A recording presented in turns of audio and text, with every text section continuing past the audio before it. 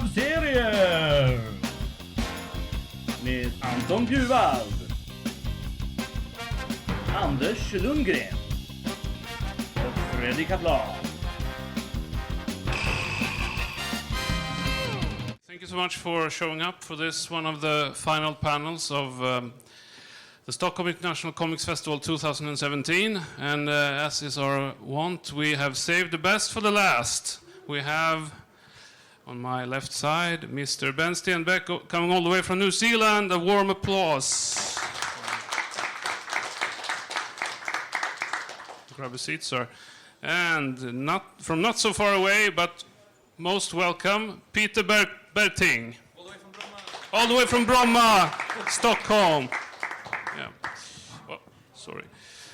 Okay, so you're probably all familiar with these guys' work, but since Ben is from all the way from New Zealand, we're going to start with him, and then transition over to the work that they have in common. So, Ben, how's your stay been in Stockholm so far? It's been great. Yeah, really nice. Yeah.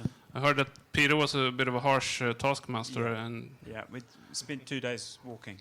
yeah, Yeah, but it's been good. I got to see Stockholm. yeah, It's a beautiful city. Yeah, all of it. great, Yeah, nice. And your feet are okay now, I guess. Right? yeah, they're Yeah. all right. Had a rest. Yes. So you stated that you've been drawing since you could hold a pencil, and Yeah. And when was that? I remember sort of 4 or 5 always drawing Vikings, actually. Vikings and stuff. A nice start. Yeah, good start. Did they have did they have horns on their helmets? Yeah, I'm sorry, they had horns. Yeah? Horns on their helmets. They had. Okay. I wasn't yeah. historically accurate when I was 5. No, no. that's fine. Yeah. And Johan Wandlo, another one of our guests here, he's reclaiming the horns because in his new book, The Doomsday Viking, he says that it's just historical inaccurateness that they are portrayed without the horns because horns are so much cooler. Right. Yeah, on the helmets. Yeah. Yeah, so you started out with the Vikings, and I was kind of curious if you've always been drawn to monsters and such, which is like your bread and butter these days. Yeah. It's just stuff that's fun to draw, monsters and wacky shit, and people being chopped up and stuff. It's just fun to draw. Yeah. Yeah. I don't take it too seriously. It's fun to read as well. Yeah. Good. Yeah, and so when did this transition from drawing for your own amusement and starting to present work to other people? When I was about 13, I was kind of starting to think about what I was going to do in life. And I remember seeing artwork by one of the older kids in school, I don't know what you call it here, 7th form, before you leave and go to university, the last kind of class in high school. And it was really good art. And I remember looking at it and thinking, if I could draw like that, then I might be able to become a proper comic artist. And then I just started to kind of wonder, tried to work out for myself how you become as good as that. And I started to think, well, I guess you probably just draw all the time. So it was kind of just an abstract experiment. And so I started drawing all the time, especially in maths class, drawing in the back of my books, just constantly thinking, guessing that maybe if I kept that up, I would get better at drawing. So by the time I got to that class, got to that level, it was just kind of ingrained, and it was too late to follow anything else. So I just kept drawing. Okay. Yeah. We're all very happy that you did. So and it was always comics that was the goal for you. Yeah, always. Yeah. I took a long time to break into the comic industry. So I've worked in everything. I've done advertising work, corporate illustration. What was your most boring assignment then? They're all. The hard thing about corporate illustration isn't what you're drawing. Usually, it's all kind of insipid stuff, but it's the nitpicking. I had this one job where it was for a movie theater, and they wanted this big, cool. I did this big, cool kind of robot made out of like loudspeakers and a big screen for its chest, and it had all these kind of subwoofers making its body, and it was this big, cool robot. And then the guy who owned the movie theater, who was the client, went back to the ad agency and said, I want him to be knocking over a... And the robot was this giant robot walking over these hills.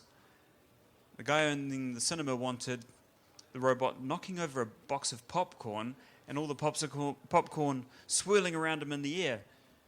And it was just so dumb, and it didn't make any sense. Yeah. So, because it was a giant monster, so I had to make it... Yeah. For some reason, there was this giant box of popcorn in this field being knocked over with this... There's painful stuff like that I couldn't cope with. Yeah, it pays really well, but yeah, okay. I mean, I love that you got the assignment, but maybe they should have called Jeff Darrow instead, right? Yeah, he would have done better. For all the popcorn, he would have drawn like every single one. Right? Yeah, yeah. But Peter, we don't want you to feel neglected. So I mean, do you? It's okay. I'm here for moral support. Yeah, okay, that's good. But do you see a lot of like similarities in how you started out as well, or did you have another like trajectory? Pretty much the same, actually. I started in a different country, but it's pretty much the same, I guess. Also worked for ad agencies and stuff like that. So I knew that I wanted to be a comic book artist from when I was 5, probably, which was a really bad career decision. You know, it took a long time to make it pay. Okay, yeah. But yeah, you got to do like Elvis, follow your heart, I guess. Mm-hmm. Yeah. When I was a kid, I had this family friend, this older kid, who painted, Dungeons and Dragons figures, little lead figures, and he had these tiny little brushes that were 2 hairs, and paint them. And I'd go into this kid's room, and he had this setup with all these beautifully painted figures and his brushes and his paints and his special light and his desk, and the room stunk of his kind of painting materials and stuff, and it had this special smell to it. And that seemed like the coolest thing in the world to me, is to have this, I guess, a craft, have this thing that he just sat there and devoted all his time and energy to. And so from before I wanted to be a comic artist, that was something that stuck into my head, that I want to do what that guy does. I want to sit there at a desk all day and pick away at something kind of cool. So that's what I get to do now, I guess. Yeah. I'm just waiting for maybe like another 20 years, probably, before that is going to be recognized as a legitimate form of folk art. Yeah. Like it's because it's like a combo of ready-mades and something that people add themselves. Yeah. So it's we'll get there eventually. All you guys and gals who paint your own tin figures at home, your day will come. Yeah.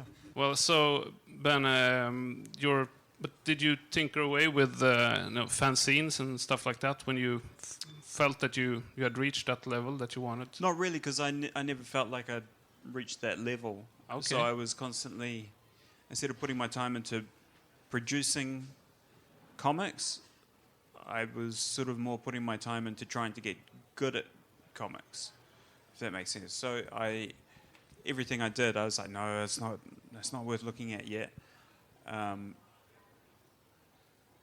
So I never really produced my own comics. I was just constantly working away. The first time I went to San Diego Comic Con in 1997 to try and get work, I had this big sketchbook that I'd been drawing in for years.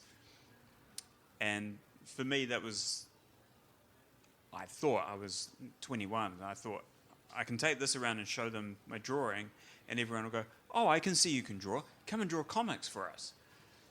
That's the way it should work, right? Well, no, not really. No, I was misguided, and a lot of really smart people kind of looked at it, and like I showed it to Ken Williams, and he said, "It's cool, you can draw, but you need to actually do something with it now." Okay, so take it from illustration to narration, basically, or what? Well, it was what did you want? Just, it was faces and skulls and designs for dudes, but there was no like single illustrations. There was no comic pages. There was no finished product. It was all my practice. Okay, yeah. Yeah. I hear a lot about that with like when talking to your editor Scott Alley. That Yeah. I mean, his main people. A lot of people do that. They come up with unfinished stuff and think they will get work that way, but that's not the way to go, obviously. But when you finally did finish a comic, was that that was a monster comic, right? Yeah, there's a zombie comic I did. It's on my website. Yeah, Over My Dead Body. Yeah. From 2001. I haven't been to that website in about 5 or 6 years, so I assume, I assume it's still there. Yeah. But, we picked that one up, the beautiful Elvis poster that we have behind Ben and Peter here. So I worked on that for about a year, and that sort of helped me get slowly kind of had a knock-on effect of eventually getting me work, just showing that around to editors and things. Yeah, and for you, all you people out there who are really tired of zombies like me, this was in 2001. There actually was a time when it felt kind of cool with a zombie comic. Because I remember, because I was obsessed with zombies, and around around that time? 2000. Right? Everyone I knew who was into zombies were constantly talking about, why does nobody make zombie movies anymore? And then suddenly, why are people making so many zombie movies? People stop making zombie movies now. Yeah, but I mean, before Walking Dead, Dark Horse actually had a very nice zombie setup, Zombie World, that started out with the Mike Mignola comic and turned into like an anthology series that was really nice. Actually. I think they just didn't really know what to do with that, so kind of. Yeah, it kind of petered out, but sorry, Peter. Yeah, well, okay. So from that like first zombie comic, you soldiered on, and your first like published comic. Yeah, that was a good example that I could show people, and it could lead to work. Do you want to know about? Are you asking about my first job? Yeah, but keep on keeping on. Right. I mean, so the first job I got, well, to get into the industry, I was trying to contact editors and constantly trying to push for work, and then the Dark Horse had this. It was sort of an online competition called Strip Search, in about 1999. Okay. 2000, somewhere around there, where they wanted artists to send in comics, a little 8-page comics, and each week it was almost a year. Each week they chose a winner, and then each month they would choose a winner out of those 4 stories. And then at the end of the year, they would take the winner from each month and then put them together in a book. So I did this little ridiculous nonsense story, about 8 pages. It was just nonsense that I wanted to draw. It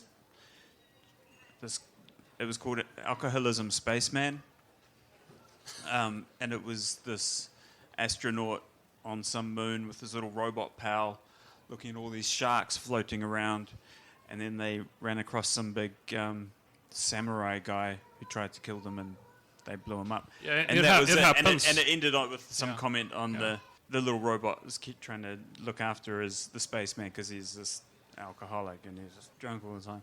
It was nonsense, but it was sounds like nonsense. fun nonsense though. Fun, silly nonsense, and that's important.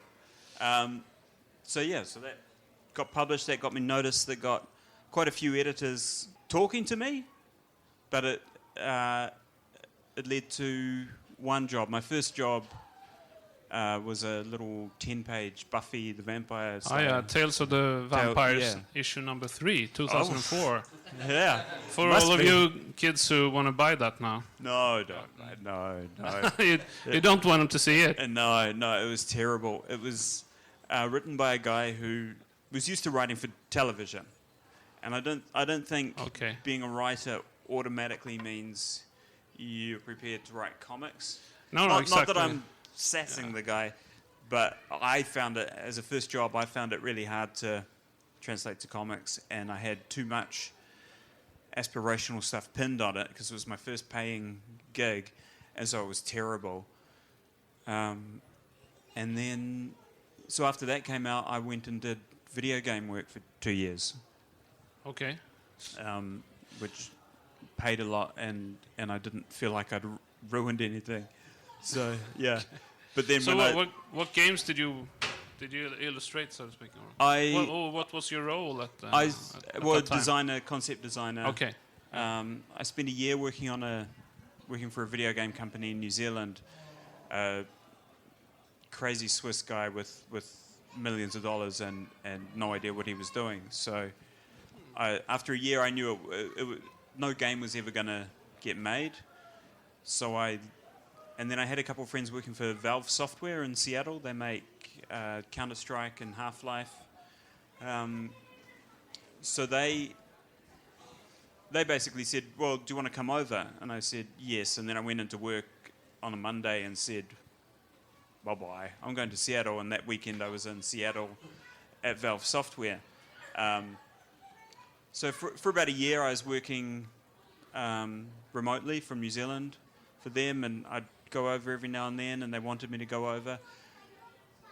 But eventually I realized that I could spend 10 years working for them, make a lot of money, and then have nothing to show for it at the end of 10 years. I'd be a little cog in a big machine, and someone could play a game, and I go, oh, stop.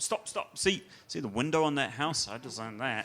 Yeah, you know? but these days that has actually changed a bit, because partly because of Dark Horse Comics, because they've started publishing all of these glossy hardcover books with the concept art from video games, and that has kind of jacked the prices. All of those guys are like rolling in cash now, so maybe it was a little bit, but like Valve Software have this strange system. So you finish a game and the credits come up. The credits is just all the names of everyone who works there. They don't even say what you did.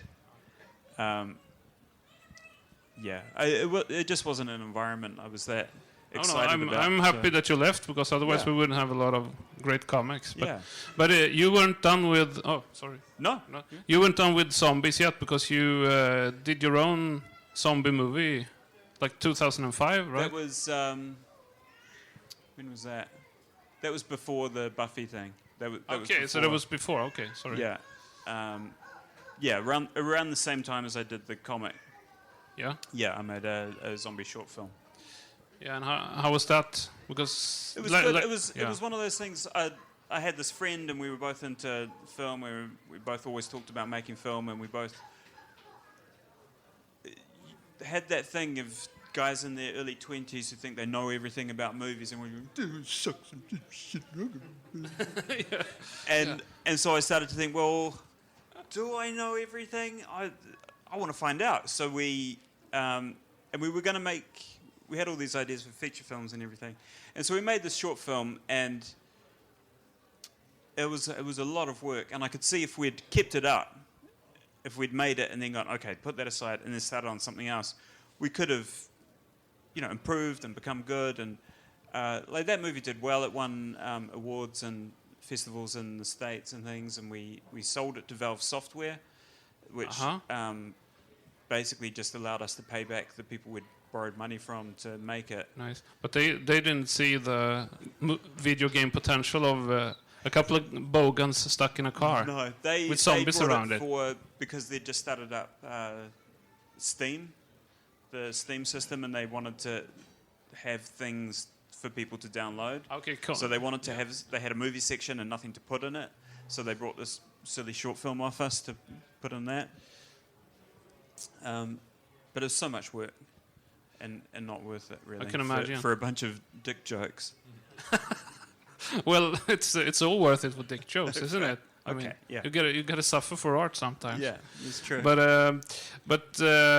moving on, was this kind of a transition to how you got to make Living with the Dead with Mike Richardson? That was the bromance. It seems pretty much in the same area, at least. Yeah. Well, that was after leaving the game industry and wanting to get back into comics and making an effort to actually make a real go of comics. And I had a long time of editors saying, "Can you send me a sample for this thing?" we might be doing this comic, and then that would fall through. And so I had a few months of doing drawings for things that fell through, and then eventually someone said, the boss is writing this comic. If you draw it, it'll put you on the radar. So, yeah, so I drew that, and I thought I was burnt out on zombies. I wasn't in a hurry to draw zombies after doing that comic. I thought I've drawn every good zombie, but I found out you can't draw every good zombie. You can always draw more zombies. So Yeah, okay. it was fine. But so I did that, and then I finished it and looked in the newspaper for jobs because I thought that I'm never going to get work again now. Okay. Like that was my. At least I did a comic. You know, it's Yeah. what I always wanted to do. I did a comic. Now I have to get a real job because no one's going to hire me again. Okay, but luckily that wasn't the case. Yeah. Mike Mignola saw this thing and wanted to try me out on something. So I did a one-issue BPRD. The Ectoplasmic Man. Yeah, the Johann Kraus origin story. And he was happy with that, and so then he tried me out on a series, which was the first Witchfinder book. Oh yeah, beautiful work. Thank you. Yeah, but sticking with the Ectoplasmic Man, you have a nice little homage to the Exorcist poster in that. Yeah, right? that was the end. that was in the script. Yeah, okay, yeah. They wanted that. Yeah, we'll get back to that whole collaboration process later on. But Witchfinder, there was a lot to chew on in that. I can imagine. Yeah, I mean, my idea when I made a real effort to get back into the comic industry properly, was that I would spend 10 or 20 years doing comics that I hated, and one day I might be able to talk Mike Mignola into letting me draw something. So it kind of accidentally worked out a lot better than that. Yeah. Yeah, you deserve it. So that's fine. Yeah. So Witchfinder, it was hard. I mean, I specifically always wanted to draw a Victorian horror comic written by Mike Mignola, and then, so do you want to draw this Victorian horror comic that Mike's writing? Yeah. Okay. Yeah, it worked out. Why not? Beautiful dreams can come true. Yeah, it was. I can't look at that now because feel like I've come further, and it's it's an earlier thing that I go back and look at, and there's too much in it that makes me cringe a bit. There's always something in every book that sort of makes you cringe a bit, but there are certain books that they're too early in my career and I find hard to look at now. Okay. Do you have those as well, Peter? Yeah, most of my books actually. Most of your books, okay. Yeah, but Still. I've had the luxury of talking to a lot of cartoonists, and all the best ones. They always say this. Yeah, I was actually talking to Ben a couple of days ago, and I said maybe there's one page in each book that I actually like. Okay. So. Yeah. Well, even Rutger Hauer says that. About 80% of all the movies he's been in are absolute trash. Not Rutger Hauer. Yeah. He said that. It's hard to believe, I know, but so. And then Baltimore was your next gig in with Mignola, right? Yeah. So that was. Has everybody read Baltimore, the Baltimore comics, and the book, the one with almost all text? Oh yeah, one person. Good on you, Anton. That was lined up when I was about halfway through Witchfinder. They said, "You're going to go straight onto this now." And it's for those of you who haven't read it, it's basically like the best Monster Hunter story in the past 20 years, maybe. Okay. Yeah, I think so. Why not? Yeah, we'll go with that, right? Yeah. And and you've been you drew that for like the first couple of first 4 series, right? Yeah, first 4.5 volumes. Yeah. I think. Well, yeah. Yeah. There's a transition when you reach kind of the end of the material culled from the novel. Yeah. And then you go beyond the novel, and then Peter comes in with the rest of the stuff. So, and you had the Wolf and the Apostle, which is kind of an in-betweener, right? I thought, because we decided before I drew that the series that brings it to the end of the novel. Yeah, Chapel of Bones. Yeah. I'd already decided to move on, and I thought that was a good place to stop. But then they wanted me to do one last thing, which was the wolf story, which was one we'd all been talking about for 2 or 3 years, or I guess 2 years. But yeah, because that ties into, from what I hear, your favorite part of Baltimore, actually, the book number 2, The Cursed Bells, which happens to be my favorite as well. Right. So. Yeah. Well, I did really like that character Duvik as a human. That he was the worst thing in the Baltimore universe. That he was human, but he was more scary than any of the monsters and nastier than any of the monsters. Tortures children with the devilish implements. That's a big no-no. We don't like that. No kiddie torture. No. You told me that you were almost reluctant to draw some of the stuff in that story because it's so harsh. It's the only thing that I've felt morally kind of a bit ooky about drawing was that scene in the Cursed Bells where he is torturing adolescent kids, and it doesn't show the torture. It shows him unwrapping his torture implements, and then later you come back and the kids are all kind of messed up. But your mind kind of fills in the blanks there, you might say, right? I'm not a fan of torture porn movies, where there's people torturing people. I love horror and I love horror films, but I like atmosphere and I like monsters and people just doing shitty things to people. That's too you much see of that that in on the the real news world. every day. That's on the news. Yeah. But that's all right.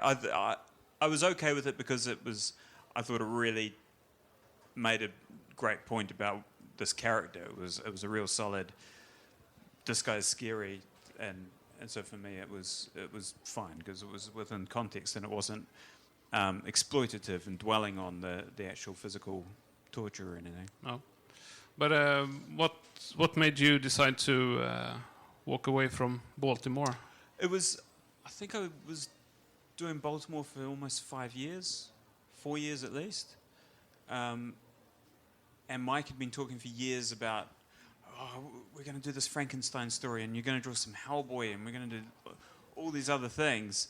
But I was just getting, here's your next Baltimore script, here's your next Baltimore script, here's your next Baltimore script. So he's got these carrots dangling in front of him. Yeah, and faster, Ben, faster. And by the end of it, I started to feel a little bit like I've drawn all the, for now anyway, I've drawn all the creepy old European streets and vampires that I can cope with for now, and so I wanted to do something. And Baltimore's so earnest, and it was fun for a while, but it was years of like drawing this brooding, earnest guy, and I wanted to draw Frankenstein punching a monster in the face, kind of that's fun. Yeah, it's a sort of release. Yeah, after all that, So gritting your teeth type of deal. Yeah, so I felt like it was kind of time to move on to something else. Yeah. Well, Peter, how did you take the news that you were gonna take over? Because I mean, those are some pretty big boots to fill. Yeah, it was kind of weird actually because I had just finished up my second personal graphic novel, Domovoy. And great stuff. Look it up if you haven't read it already. And I was talking to my editor, and he was gonna put me on first The Witcher, which is based on a computer game. Yeah. And I did a cup and a book. Yeah. Thank you. Andrzej Sapkowski, and then it turned into a Polish. I had no idea. Video game. Yeah. Anyway, I did the 3 really crappy pages for that, and we were talking to the games publisher about where to go, should I stay on and make this work or whatever. And then my editor said maybe you should try to do a test page for Baltimore. And I was like, what? And I did that, and I drew my heart out on it, but in Mike's style, because he wanted me to do it in Mike's style. And then Mike mailed me back and said, Peter, I had no idea you wanted to work on my books. And I said, you never asked. Because we have been talking for, on and off for 15 years or so after we did the Hellboy role-playing game. And I just stayed in touch with Mike, and I stayed in touch with Christopher because he wrote the novel that I did, and I stayed in touch with Scott, who was the editor back then as well. and it was just cordial, and we were having discussions, but nothing in general. And suddenly this came out of the blue for me. Yeah. I'm very happy that it did. But it's just a side note that it's funny how that Hellboy illustration did for the role-playing game. It's still attributed to Mignola a lot of the time. And I know, I was at Mignola's house when that popped Yeah. up on the website, and he was like, yeah, there it is again. Yeah, it's a nice form of flattery, I guess, for you. He doesn't mind, he thinks it's funny. Yeah. So, but what was the biggest hurdle for you coming on to Baltimore? The biggest hurdle for everybody coming on to any of Mignola's books, I think Scott told me, even Duncan Figueredo did it, and it is that we all try to imitate Mike's style in the beginning. So the first couple of pages I did were so close to Mike's in style that Scott called me up and said, "Should I be worried, Peter?" And I thought, maybe you should. And then he said, well, like, Ben, no one's drawn, Mike hasn't drawn Baltimore himself before, just the covers. Just the covers, yeah. So we were free to do whatever we wanted to do with him, and I tried to do it in my style. Yeah, that was a wise choice. But how long did it take for you to kind of find your own voice for Baltimore? Not that long, about 5 years. 5 years, okay. So we're finally there. The best is yet to come, and now we they're just cutting it short. We just finished the final issue, and I think it's been a learning process. Scott is the best editor on the planet, and he has given me such harsh feedback sometimes that I've grown with each page, I think. Okay. So I think finally now I'm sort of getting to find my own style. Yeah. Okay. Good. Yeah, but I mean those battle scenes in the Red Kingdom. Those are certainly some of the most awesome things I've seen you draw. So I'd agree. But what's the most outrageous thing that you've been asked to draw? I mean, apart from what we're talking about, the torture implements and what have you, before. Outrageous? Yeah. What do you mean? Like? Yeah, I mean, in one of those, the Baltimore scripts. How the hell am I going to pull this off? There was one issue where Scott wrote about 10, or I think I counted like 14 doorways in one issue. I don't know any comic that needs that many doors in it, but so I had to actually buy a book of doorways so I could book make of it more doors. Different. Yeah. Okay. For some reason it needed a lot of doors. I don't know. There's certain things I find fun. This to will draw. open a lot of doors for you. Scott said. Yeah. Whoa. There's certain things that I find fun to draw and certain things that I find really challenging.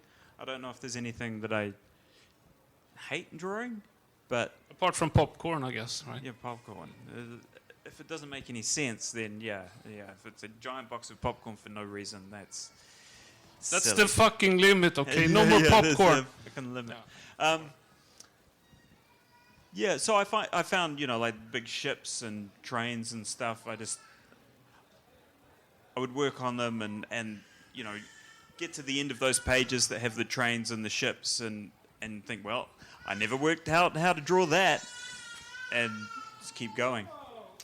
No more doors and no more popcorn for Mr. Stenbeck. Yeah. And what about you, Peter? Easy.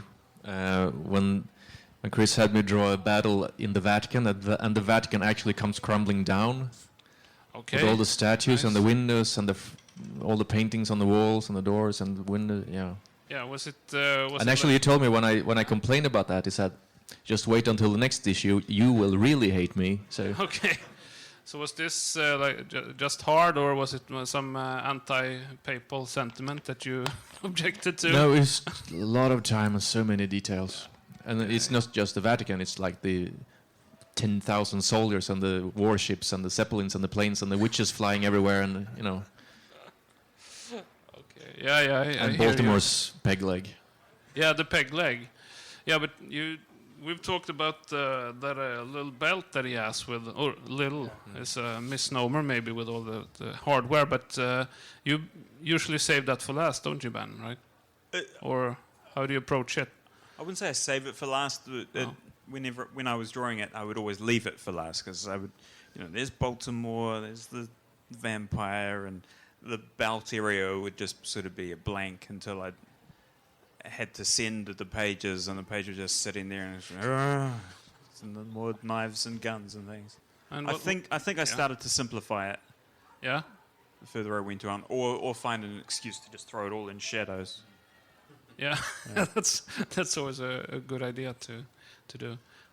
Black it out. Yeah. But what's your relationship to Baltimore's belt, Peter? Yeah, pretty much the same, except that I could never figure out how many bells or How many? No. what to put in them. But I mean, it's kind of like Batman's cape. It's as big as it needs to be. Yeah. Yeah, pretty much. And we talked actually on lunch about this clothing, and is there a button here? Maybe sometimes, or what side is it on? Stuff like that. Yeah. Yeah, I changed his outfit every series. Every series, okay, now this time he's going to have his scarf's going to flutter off on the edge, or this time he's not going to have fur on the cuffs of his coat or something. My theory was at the end of each story, his clothes are usually all ripped and torn anyway. Yeah, exactly. It makes sense, right? Yeah, he's got to go to the army surplus shop, and I want to get the same coat, I want to get the same belts, and get everything again. Yeah, and we don't have that Yeah. in stock, sir. Yeah. We're going to have to go for another model. Yeah. For me, it was actually the other guys that gave me the hardest problem, because Harish, the Sikh warrior, has a big beard, and I hate drawing beards. So Yeah? How come? Is it just all you the... can never make it look good. No? Okay. So, too many pieces of hair. Yeah, I hear you. It wasn't a teen book when I was drawing it. It was after I left that it became a teen book. So that's much harder. Yeah. All those characters to draw in the same scenes. I was so happy when they started killing them off. Okay. Okay.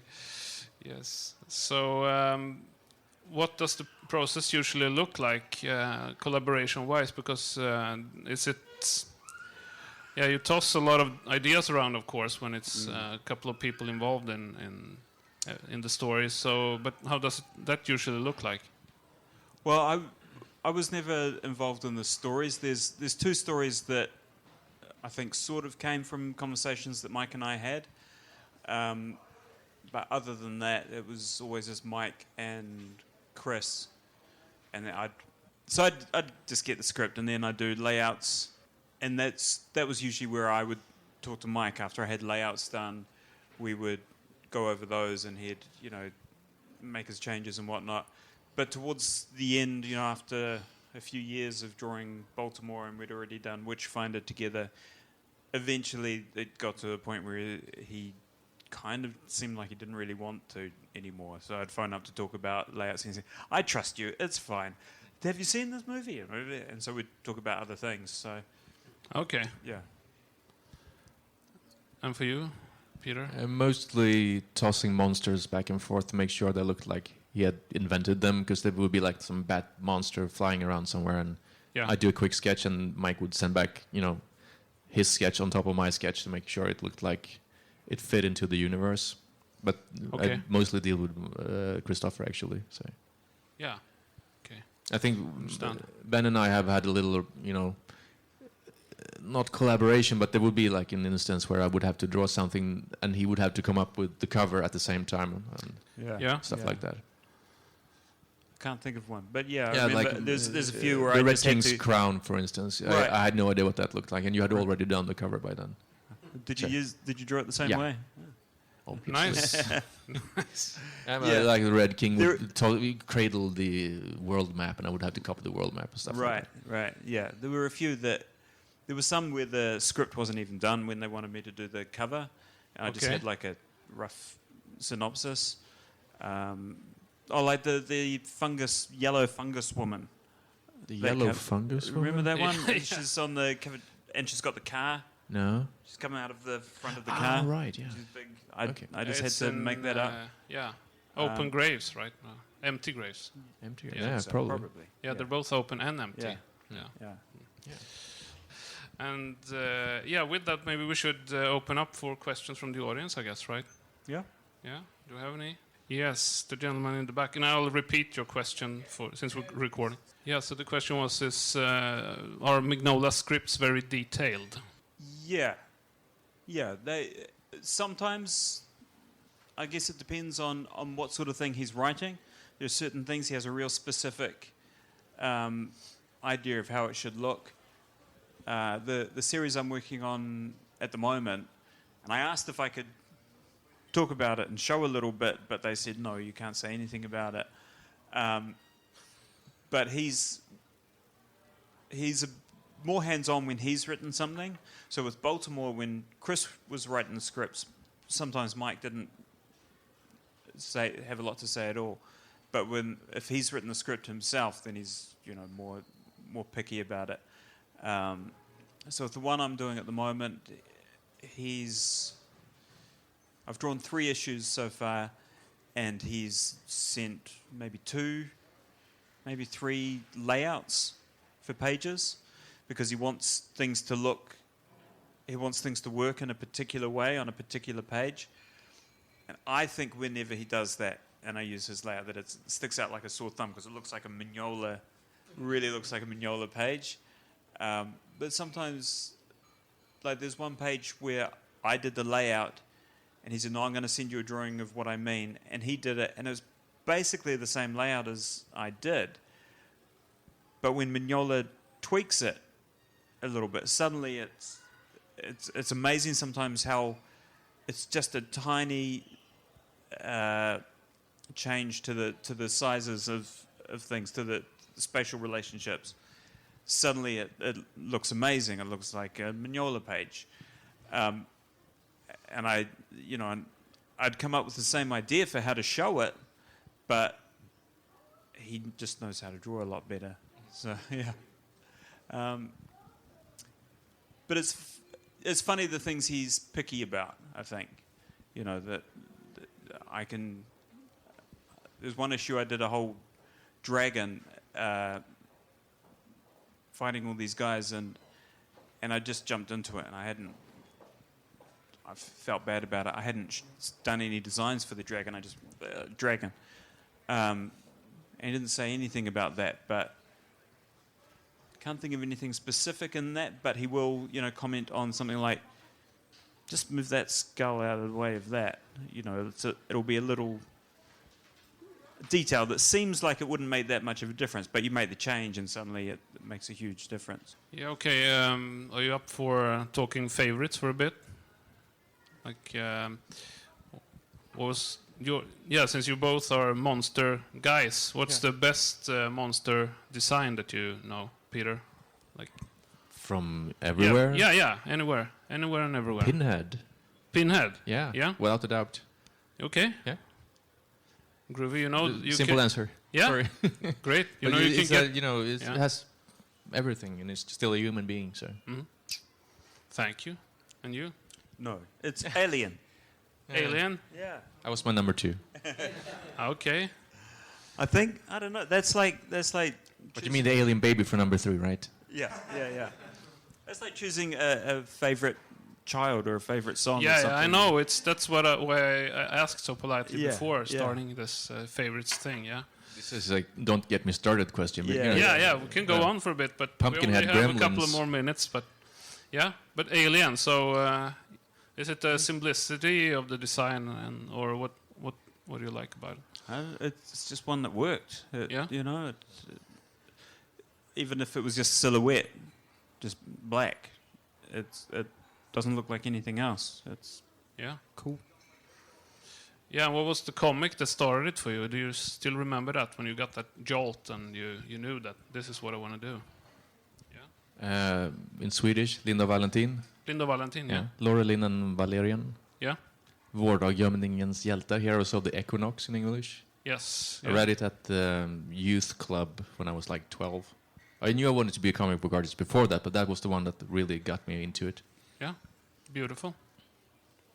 I don't know. I think there's been a lot, but there's certain comics I had when I was a kid that really stuck with me. Like there's an issue of Rom, the Space Knight, where he goes down. I think he goes down through a grave in a cemetery to the underworld and fights this lizard monster who's this tragic figure because his whole family was murdered by these spectre creatures, and he's this kind of cool, tragic figure, and Rom fights him and kills him, but then it's sad that he killed him. That was cool. And I didn't know they made Rom stories like that, actually. yeah, I mean, yeah, it sounds amazing. cool. Or I might be making it up. It might be terrible. But from memory, it was something like that. Yeah, but your memory is the important thing of it, right? And there was a Conan, a John Buscema drawn Conan story I remember having as a kid that was just creepy and weird and really cool. Conan goes into this valley and fights this monster, and the monster's in some kind of spicy relationship with the beautiful woman in the Conan story. Aren't they all? Yeah. And then he kills the monster by cutting off its little tentacle, poking out the top of his head, as you do. That's always Yeah, a bit of- yeah, that makes sense. yeah. Boop. And there was another one. Oh, and some early 2000 AD, like so Judge Child Quest kind of stuff. Yeah, that's pretty creepy material. Like Mike McMahon, Yeah. just weird drawing that Mm-hmm.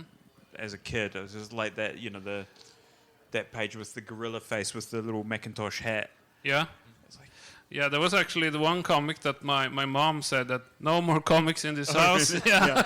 I've been reading Yeah. too much Judge Dredd, and she would, Yeah. hey, they're beating up on each other with baseball bats and they're shooting and everything. Anders, what is this? yeah. I was like, hey man, mom, it's good stuff. Yeah. Yeah, but she kind of she came to her senses eventually. So Yeah, here we yeah. are. I never threw anything away, bless her heart. Yeah. Yeah, and you got anything? I had to get my when Hard Boiled came out. They wouldn't sell it to me because I was underage, so I sent my brother to get it for me. And my mother saw all this arranging going on, and so she demanded to see it when my brother came home. So she looked through issue 1 of Hard Boiled, and then she gave it to me. And she said, well, if you want to spend your money on that sort of pornography, that's up to you. Good, thank you. Thanks, did. Mom. And I did, yeah. Now Jeff Darrow sends me friendly emails all the time. Oh yeah, Yeah. cool. It's really cool. Yeah, and unless there's any more from the audience, yeah, we have one. Yeah, the dream project for Ben Stenbeck and Peter Bergting. I'm not allowed to say. I'm working on it at the moment, I think. Right, except for Yeah. that. Okay. I don't know. Odd stuff, like, I kind of want to draw an Adventure Time comic, a little bit. That would be great, actually. Yeah. You have something along those lines on your website. This weird little yeah, funny animal yeah, comic where they're in Benny the and forest. Swanky. And, yeah, Something I was going to do years ago. It was sort of like Adventure Time, but also sort of like these guys were just going to get into, kind of wacky Adventure Time style adventures with odd characters, like the Candy People and funny looking critters, and then the adventures would always go too far, and people would end up with their intestines on yeah, the ground. it's pretty graphic. Yeah, Yeah. Because I And thought it was funny yeah, and those at the time. shrooms, those mushrooms that they eat. Yeah, That's, yeah. And I thought that was all really funny at the time, but I don't know if I'll go back to them. Okay. And Peter, do you have a Same question. same question? Yeah. I guess my dream project would be whatever I can make, like if it's only one issue or whatever. And when someone asks you, so what do you do? I'm a comic book artist. Oh, anything I read? And the answer is always no.